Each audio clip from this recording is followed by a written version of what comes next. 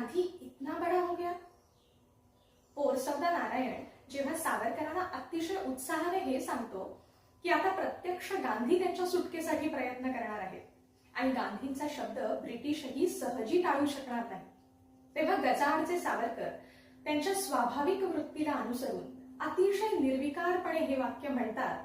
तो माझा सावरकर सिनेमातील सगळ्यात आवडता क्षण आहे. नमस्कार, मी गोव्याहून गौरी प्रभू आणि मी आज तुमच्याशी बोलणार आहे सावरकर सिनेमातील माझ्या आवडत्या प्रसंगांबद्दल. भारतीय स्वातंत्र्य लढ्याचं नेतृत्व सावरकर व त्यांचे क्रांतिकारी मित्र यांच्याकडून अहिंसावादी बापू आणि त्यांचे शांतीदूत यांच्याकडे हस्तांतरित झालं. तो नेमका काळ सावरकरांना हुकला. काय काय नाही हुकलं त्या काळात. भारतीय स्वातंत्र्य लढ्याची दिशा चुकली, भारतीय राजकारणाची परिभाषा बदलली, भारताच्या तेजस्वी भवितव्याचं स्वप्न भंगलं. आणि हे सगळं जर योग्य दिशेने घडतं तर या साऱ्याचं श्रेय जे सावरकर व त्यांचे क्रांतिकारी मित्र यांचं होतं तेही कायमचं हुकलं.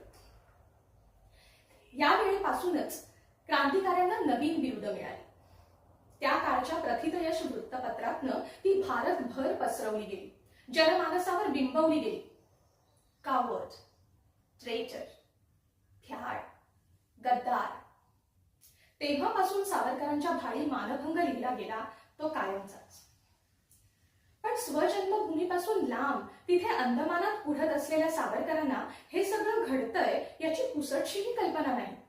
आपण अर्धवट सोडून आलेलं काम पूर्ण करण्यासाठी संपूर्ण भारत देश झटतो आहे या कल्पनेत ते बिचारे ओढतायत कोलू, खातायत दणुके. आणि ज्या क्षणी या सगळ्याची जाणीव झाली त्या क्षणी त्यांची प्रतिक्रिया काय? तर निर्विकारपणे उच्चारलेलं हे एक वाक्य, गांधी इतना बड़ा हो गया. खरं तर या वाक्यात अविश्वास आहे, अपमान आहे. देशवासियांनी त्यांच्या विचारांचा केलेला विश्वासघात आहे. पण सावरकर शांत आहे. हा संपूर्ण सिनेमा बनवण्याच्या प्रक्रियेवरच मला सावरकरांच्या व्यक्तिमत्वाची एक छाप जाणवते. हा सिनेमा सुद्धा सावरकरांप्रमाणेच बऱ्याच ठिकाणी त्रोटक पण सूचक असं भाष्य करत राहतो.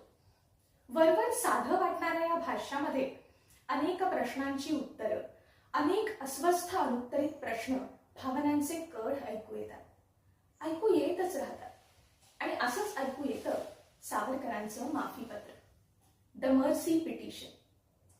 केवढा गलका आहे ना या विषयाभोवती. पण हा विषय हाताळण्याची या सिनेमाची पद्धत काय? तर आवाजातील कोणत्याही चढ उताराशिवाय एका संथ लयीत सावरकरांच्या माफीनाम्यांचं शब्दशः वाचन. सिनेमाचा हा भाग म्हणजे मला शियर ब्रिलियन्स वाटतो.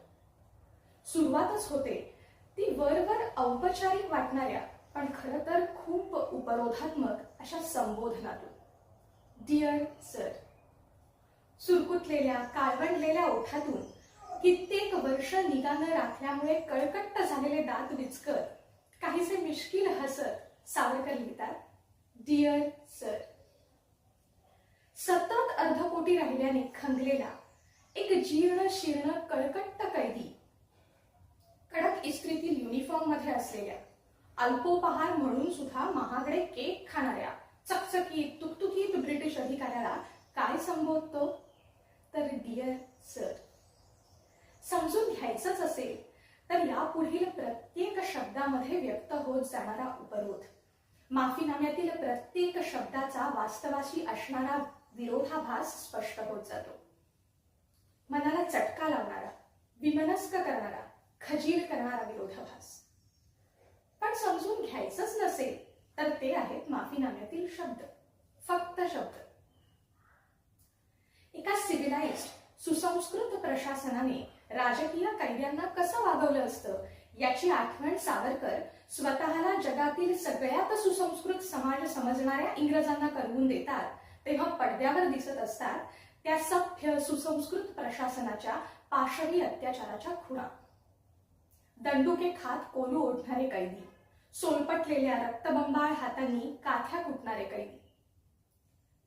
सावरकर ब्रिटिश सरकारचा उल्लेख जेव्हा the government who knows how to forgive and correct more than how to chastise and avenge असा करतात तेव्हा पडद्यावर दिसत असतात ते मार खाऊन उपासमारीने बेशुद्ध होऊन पडलेले अंदमानातील कैदी. त्यांना स्वतःच्या पायावर उभंही राहता येत नाहीये. एखादं निरुपयोगी सामान उचलून फेकून द्यावं तसं त्यांना उचलून बाजूला फेकून दिलं जातंय. सावरकर हे माफीनामे लिहितायत तेव्हा हे जग मात्र पहिल्या महायुद्धाच्या उंबरठ्यावर उभं आहे. हीच ती वेळ आहे गळचेपी करा इंग्रजांची, संपूर्ण स्वातंत्र्य मागण्याची हीच ती वेळ. थकलेले खगलेले टिळक खोकत खोकत सांगतायत. पण टिळकांबरोबरच भारतातील क्रांतिकारी विचारधाराही आता खंगलेली आहे. आता बाळसं ठरलंय ते अहिंसावाद आहे. संपूर्ण जगाला गांधी प्रेम आणि शांतीचा संदेश देतात. भलेही या संदेशानंतरही पहिलं महायुद्ध होणारच आहे. पण बापू सांगतायत हा ब्रिटिशांचा कठीण काळ आहे. त्यांच्या संकटकाळी आपण त्यांना मदत केली पाहिजे, म्हणजे पुढे इंग्रजही आपल्याला मदत करतील. बापू हे सांगतायत आणि भारतीयांना हे पटतही आहे. आता संपूर्ण भारताच्या राजकारणाने अहिंसावादाची शाल पांघरली. मऊ उबदार. आता क्रांतीचा काटेरी मुकुट कुणाला का आठवेल? या सगळ्याची परिणिती काय?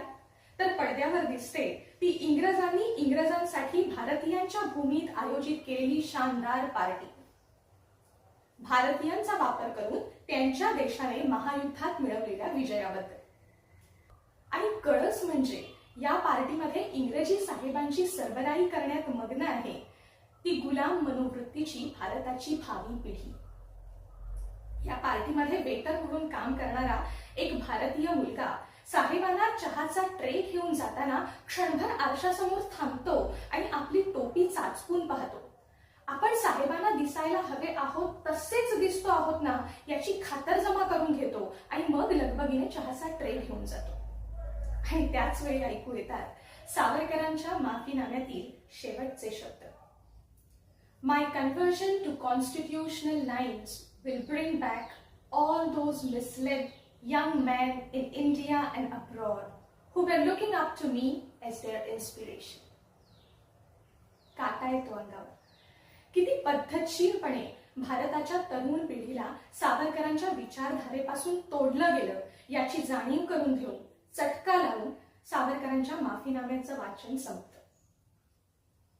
आता सगळ्यात शेवटी माझा सगळ्यात आवडता आणि सिनेमाचा शेवटचा भाग. भारत स्वतंत्र झाल्यानंतर स्वतंत्र भारताला उद्देशून केलेलं नेहरूंचं पहिलं भाषण. आणि हे भाषण ऐकत बसलेले 80च्या घरातले वृद्ध सावरकर. शरीराने थकलेले, जाणीवपूर्वक उपरे ठेवले गेलेले आणि म्हणून मनाने निराश झालेले सावरकर. खूप सोसून भोगून शेवटी याची देही याची डोळा स्वातंत्र्य पाहणारे सावरकर. आणि म्हणूनच हळुवार कातर झालेले सावरकर. नेहरूंच्या प्रत्येक शब्दागणिक त्यांच्या डोळ्यासमोरून तरळून जाणारा त्यांचा आणि त्यांच्या क्रांतिकारी मित्रांचा जीवनपट. आणि नेहरूंच्या शब्दामध्ये जाणीवपूर्वक त्यांचा टाळलेला उल्लेख. केवळ आराम खुर्चीत बसून रणदीपने हे दुखावलेले पण कृतार्थ सावरकर मोठ्या ताकदीने उभे केले आहेत. त्यांना पाहताना आपल्याला असं वाटतं की आपण जणू त्यांच्या खूप जवळ उभे आहोत. आपल्याही नकळत आपण त्यांना घट्ट मिठी मारतो, आपल्या आजोबांना मारावी ना तशी. त्या क्षणात सावरकर खूप खूप आपले होऊन जातात. इथेच हा सिनेमा संपतो आणि जिंकतो सुद्धा. जय हिंद.